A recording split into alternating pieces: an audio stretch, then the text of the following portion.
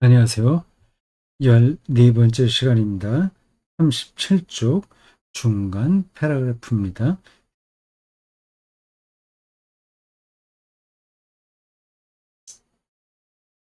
그런데 내가 많은 본보기에 의지하고 있지만 확실한 보증 없이 물속에 뛰어드는 것은 비합리적인 짓이 아닐까? 확실한 보증 없이.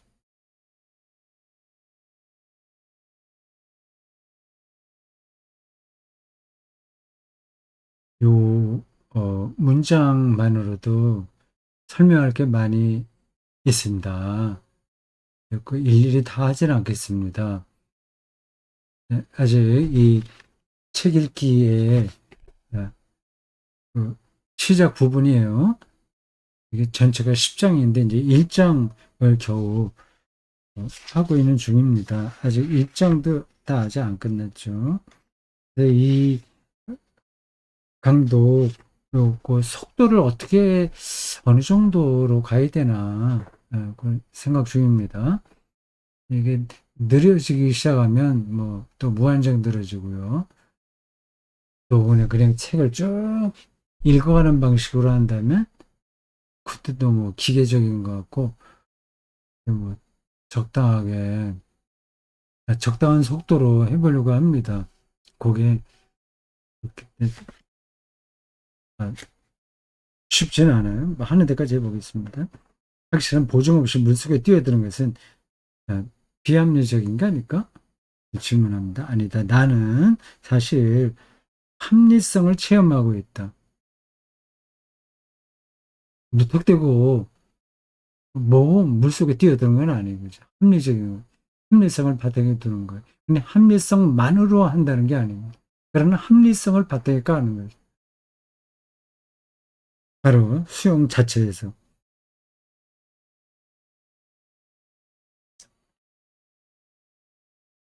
삶에 대한 나의 신뢰 역시 결코 비합리적이지 않으며 결코 검증될 수 없는 것이 아니다.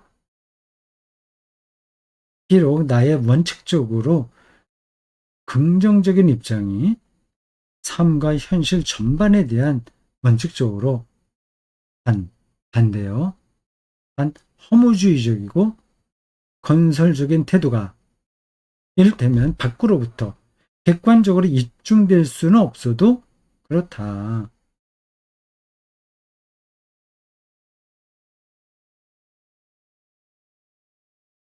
그 다른 사람이 볼 때, 아, 그래, 맞아. 그렇게 사는 게 합리적이야. 동의해. 참된 거야. 이런, 이렇게, 어, 동의를 얻을 수는 없어도 자기의 관점에서 자기의 길은 합리적이라는 겁니다. 그냥 예를 들자면 이런 거예요. 저 사람이 신부로 시작했잖아요. 음, 중간에 신부직을 박탈당했습니다만 사제였단 말이에요. 사제의 삶이 객관적으로도 나도 그렇게 살고 싶다고 생각하는 사람은 별로 없을 거 아니에요. 그건 어떤 특별한 종교적 체험과 결단에서만 가능한 삶이란 말입니다. 그러니까 이건 객관적으로 사제의 삶이 입증될 수는 없는 거죠.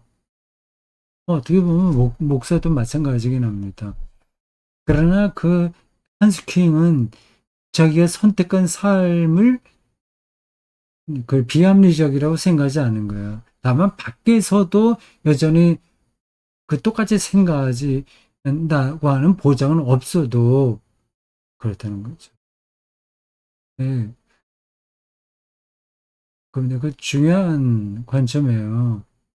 우리는 다 다른 사람하고 똑같이 살 수도 없고 살 필요도 없습니다. 누구나 다 지금 이 21세기 대한민국이 제시하고 있는 표준적인 삶, 그게 딱 들어 맞아야 되는 것도 아니에요. 근데 우리는 어떤 모범 답안을 가지고 있는 것 같잖아요. 근데 그렇게 되지 않으면 또 불안하지 않습니까? 이걸 이제 극복해야 되는데 쉽지 않은 거죠. 나의 근본적 신뢰를 떠받치고 있는 것들은 우선은 명확하거나 합리적인 것으로 전혀 입증되지 않는다. 어, 지금 방금 그 한스킹이 사제 얘기를 갖다 는 사실을 예로 들었습니다만, 우리 그리스도인의 삶 자체가 사실은 이게 합리적인 것으로 입증되는 건 아닌 거예요. 뭐, 그래, 뭐, 하나님을 믿는 것도 좋긴 하지만, 뭐, 그렇게 매주 교회 갈 필요가 있을까? 예배를 드릴 필요가 있을까? 그냥 신을 믿는 식으로 살면 되지 않나? 그리고 지금처럼 돈이, 삶을 풍요롭게 만드는 데에 결정적인 이 시대에 뭐하러 헌금을 해? 그렇게 사람들은 생각할 겁니다. 그러니까 예배 행위, 교회 나가는 것, 그리고 헌금, 그 이외에 여러 가지 그런 것들이 이렇게 세상 사람들의 눈에 합리적으로 비치지는 않는 거예요. 그러나 우리는 그게 합리적이라고 생각하는 거죠. 그 차이가 있어요. 근데 그런 데에서 두려워할 필요가 없는 겁니다.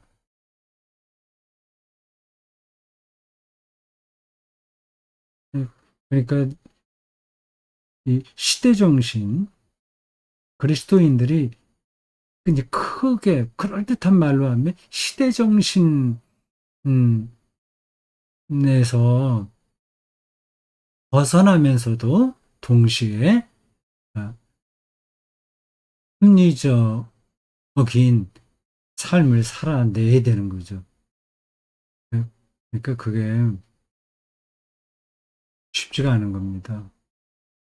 그래서 무조건적인 신뢰, 값싼 낙관주의 이런 데 빠지게 되는 거예요.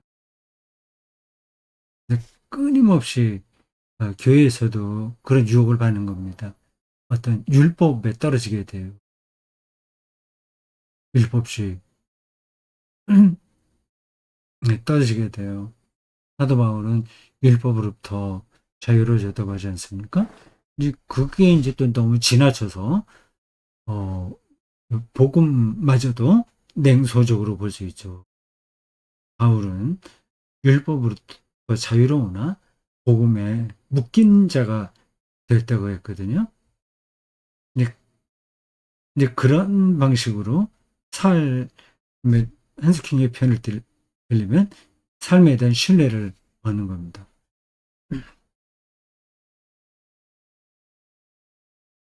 그러나 그런 식으로 가정된 사유의 아르키메데스 점이란 존재하지 않는다.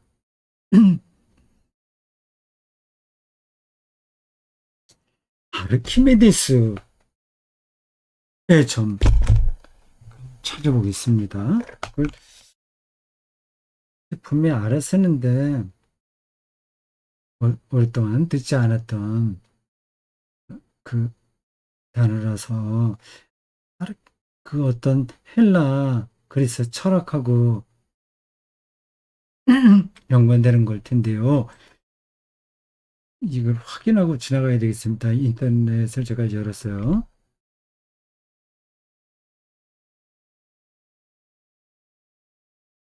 네, S, 네, 아르키메데스. 그래서 철학자예요.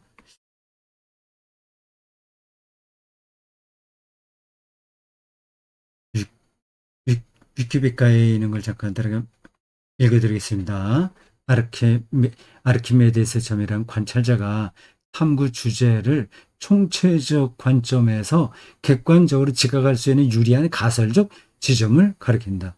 연구 대상을 그 밖에 모든 것들과 관계해서 볼 수 있도록 하며 그것들을 독립적인 것들을 유지하도록 하는 그 연구 대상에서 자신, 관찰자, 제거하기라는 이상, 아이디얼, 말은 바로 아르키메데스 점의 관점으로 묘사된다. 이 표현은 고대 그리스의 과학 철학자 아르키메데스가 충분히 긴 지렛대와 그것이 놓일 장소만 주어진다면 지구라도 들어 올릴 수 있다고 주장했던 것에 유래한 것이다. 객관성은 관찰자 없이 관찰이 행해질 수 있다는 망상과 다를 바 없다. 예, 기억이 났습니다. 아르키메데스 점.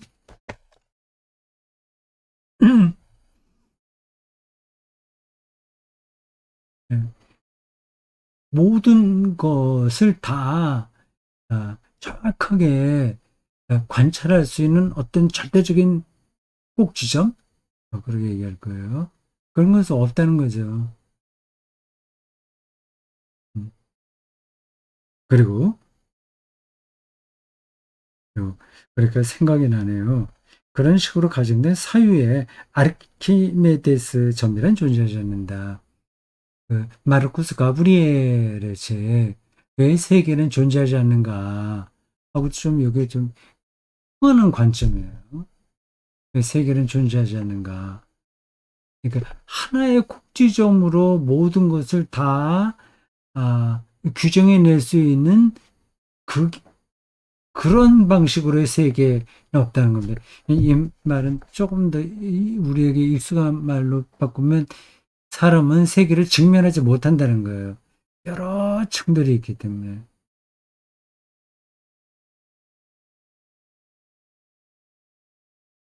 네, 아르키메데스 점과 마르쿠스 가브리엘이 말하는 왜 이 세계는 존재하지 않는가가 좀 통하는 관점입니다. 여러분들은 이제 이런 얘기들을 들으면 뭐 이렇게 복잡해 사는 것도 귀찮 힘든데 뭐 그렇게 세상을 비벼 꼬아서 복잡하게 만들어 살아 그런 생각이 들 수도 있어요. 근데 그걸 극복해야 됩니다. 근데 뭐 그걸 극복하라고 해서 금방 극복이 되는 건 아니죠. 그게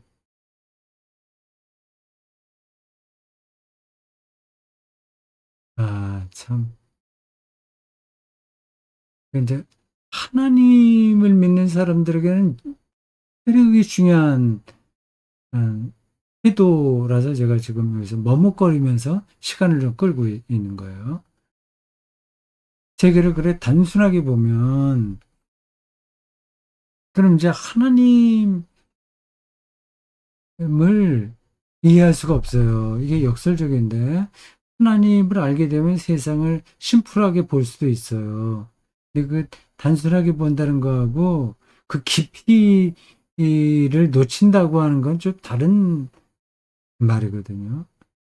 하나님을 경험한 사람들은 다 한스킹은 깊은 물이라고 표현했는데 어두움을 경험했어요. 그 어두움, 아브라함 이야기에도 어둠이 나와요. 모세도 마찬가지고, 뭐, 이사야도 마찬가지고, 그렇습니다. 그, 그, 우리가 그 어떤 것으로도 닿을 수 없는 그 깊이가 있다고 하는 거예요. 그걸 이제 중세기 신비주의가들은 그 신비라고 얘기했습니다.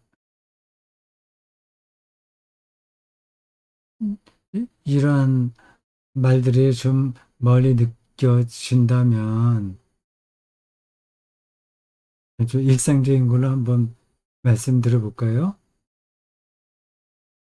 그 대구 성서 아카데미에 그 들어와서 새롭게 들어와서 그리스도교 신앙의 근본을 많이 알게 돼서 너무 좋다.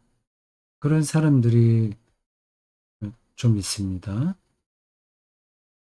근데 그런 분들이 외국 성서 아카데미를 알게 된 경우가 다 우연이에요.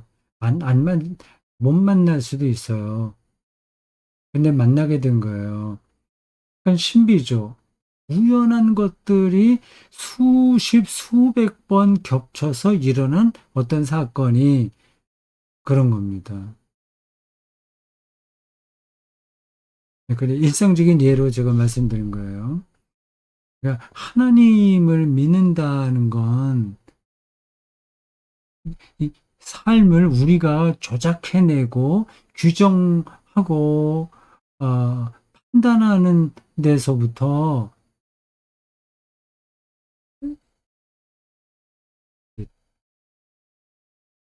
좀 다른 쪽으로 방향을 바꾸는 거죠. 말이 지금 좀 빨리빨리 나오지 못하네요. 지나가겠습니다. 예, 아르키메데스 점, 그 오스데 태생의 영국 철학자이자 아, 과학 이론가인 칼 포포 같은 매우 비판적인 사상가조차 그의 비판적 합리주의의 토대와 관련하여 칼 포포 어쨌든 이성의 합리성을 전제하는 길로 우회하지 않는다. 그럼 명확히 말하는 바다.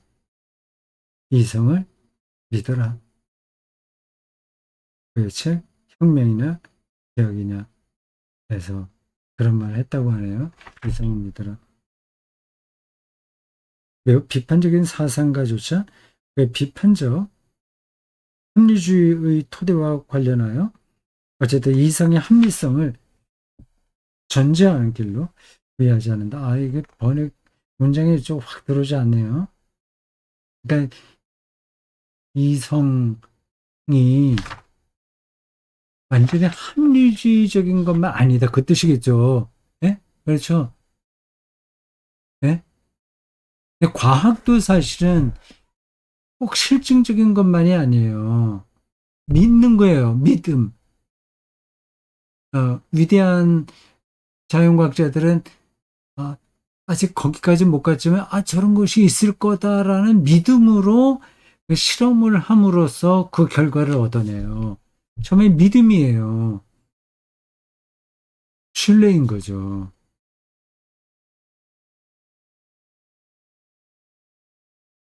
근데 그 신뢰, 믿음, 신뢰에 이렇게 여기 포퍼는 이성을 믿어라. 이렇게까지 말하잖아요. 이성이 모든 걸 완벽하게 딱 붙들어내는 건 아닌 거예요.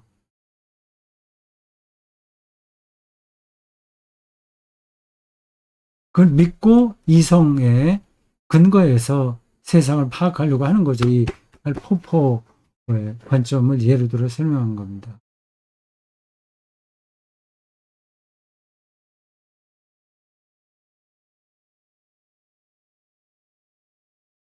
합리주의 철학자들은 이성에 대한 이런 믿음을 비합리적이라 여기고 싶어 한다. 포포와 달리 포포 자신은 비합리적 결심에 관해 말한다. 하지만 그들은 그로써 자기네 합리주의 비합리적 토대를 분명히 드러낸다. 문장이 좀 특이하죠. 합리주의의 비합리적 토대,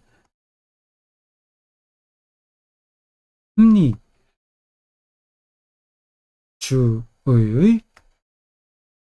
비합리적 토대. 그러니까 합리주의에 그 합리주의와 어긋나는 비합리적 토대가 있다고 하는 겁니다. 좀 이상하죠.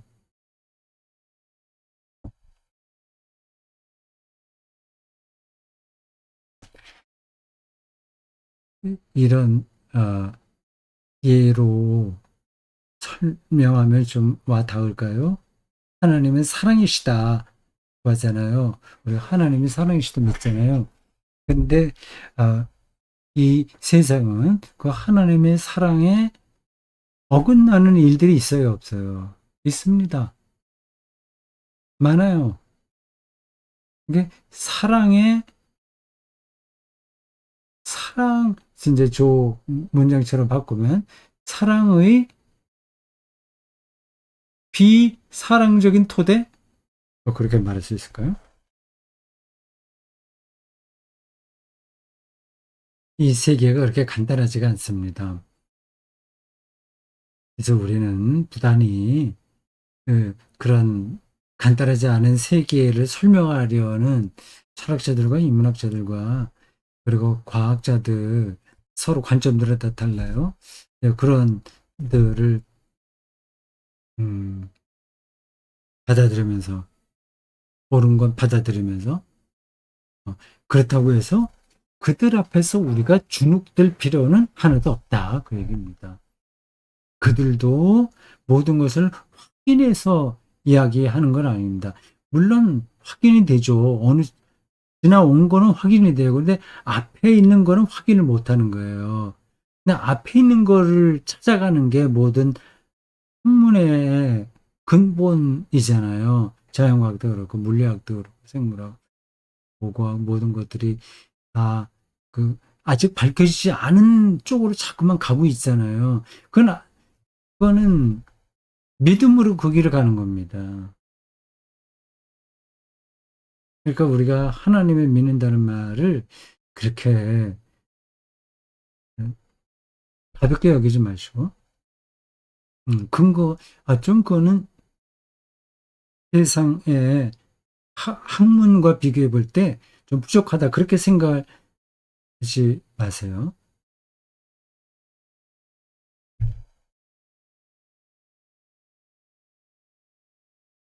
음, 합리주의의 비합리적 토대를 분명히 드러낸다. 나라면 이성에 대한 이 근본적 신뢰를 결코 비합리적이라고 지칭하지 않을 것이다. 과연 이성에 대한 신뢰는 애당초 입증될 수는 없지만 그러나 필경 실행 안에서 체험될 수 있다. 입증되지는 없으나 그게 실행 안에서 이성적으로 실행돼서 체험될 수 있다. 이성의 사용 안에서 이게 번역투라서 그렇습니다. 실행 안에서 뭐 이런 것들은 다 번역 문장이라서 우리에게 확 와닿지 않아요. 뭐 우리는 영어로 in 하면 뭐 안에서라고 그러잖아요. 근데 우리는 보통 그런 거 다 생략합니다. 우리나라 말에는 전치사가 별로 없어요. 있어도 아주 간단하죠. 별로 그 전치사 없이 말하는 경우가 많습니다.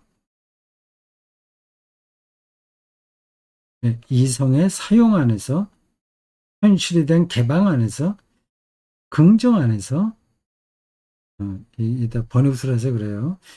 그때 설명하지 않겠습니다. 일일이 이성 이걸 좀 자연스럽게 번역을 하려면 좀 다르게 해야긴 해야 될 텐데 뭐 그런 문장은 저도 생각이 안 나네요.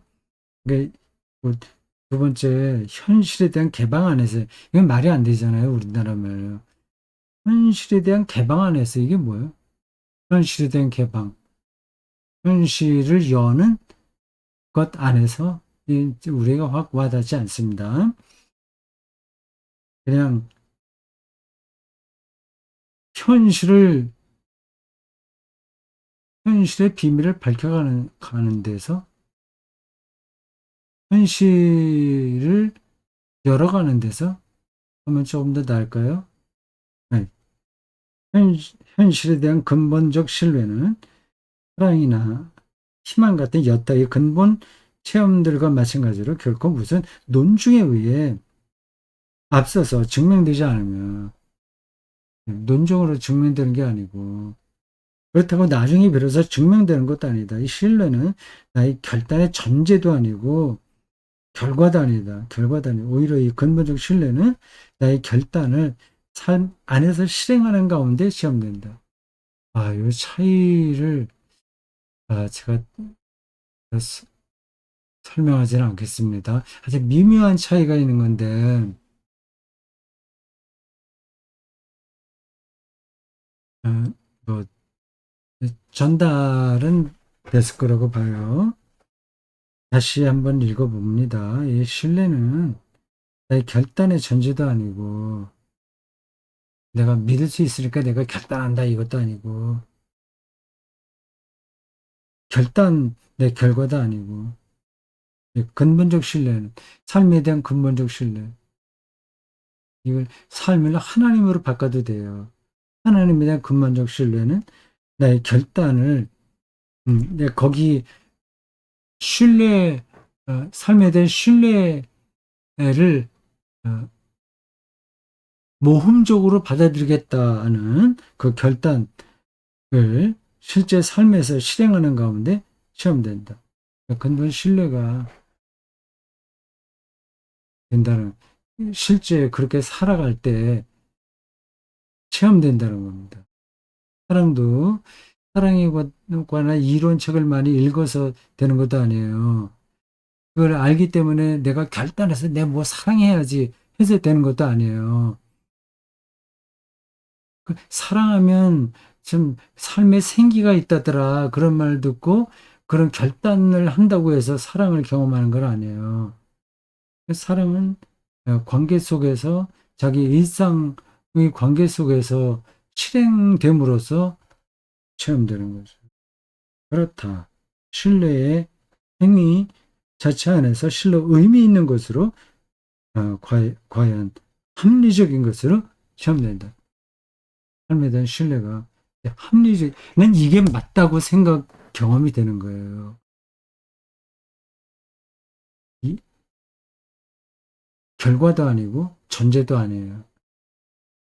실제 그렇게 살아갈 때에 그 체험된다는 겁니다. 그런 점에서 그리스도 신앙은 구도적이어야 돼요. 실행된다는 거거든요. 구원을 이루어가는 거거든요. 때를 향해서 난 달려가는 거거든요. 이론적으로, 나는 것 같아. 그래서 믿으면 내가 구원받아 어떻고, 그, 그게 아니라 그런 것도 필요 없는 건 아니지만, 그 과정이에요. 그 과정 안에서 삶에 대한 신뢰가 형성됩니다. 저절로는 안 되고. 마지막 패러그래프입니다. 호모주의적인 부정, 냉소주의적 근본적 불신은 매우 합리적인 논증에 의해 흔들리지 않더라도 뭐 안 흔들립니다. 허무주의자들 그 뭐 흔들리겠어요. 이 세상 뭐 아무리 봐도 허무인데 뭐 냉소주의도 마찬가지로 갈수록 증대하는 모순들 속에 얽혀 들어간다. 카오스가 되는 거죠. 그게 지옥이라고 했었겠죠. 이것을 프리드리히 니체의 저작과 삶 그리고 정신적 소진이 분명히 보여주는데 심금은 울린다. 점점 미궁 속으로 빠져들어가는 거예요. 이와 반대로 근본적 긍정은 삶의 실천 안에서 온갖 곤경과 장애를 무릅쓰고 단호히 관찰된다. 나는 체험했다.